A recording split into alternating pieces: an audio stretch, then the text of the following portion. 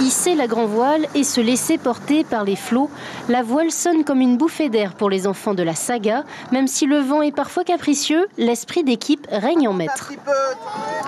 Ils font des virements de bord. C'est difficile à faire?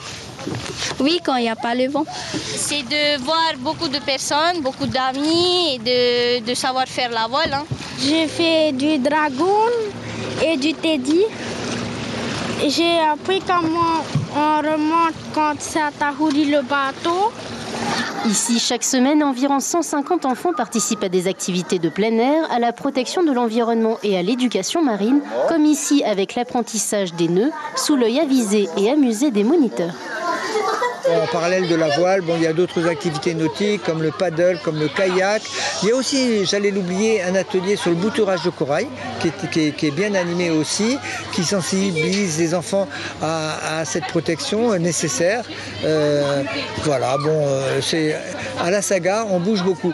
Des activités ludiques auxquelles participent volontiers ces enfants de 8 à 17 ans, dont les parcours de vie sont parfois compliqués. Ils sont choisis par des assistantes sociales en lien avec le contrat de ville. On fait en sorte à ce que les enfants qui n'ont pas encore vécu cette expérience puissent le vivre, et plutôt en fonction de ce qu'ils vivent sur le moment, voire sur la période problématique qu'ils ont chacun vécu pour pouvoir bénéficier de cette période de plaisir et d'engouement et de joie.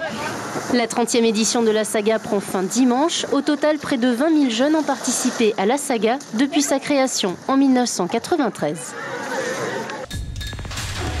L'information en continu sur Polynésie la première, Internet et réseaux sociaux.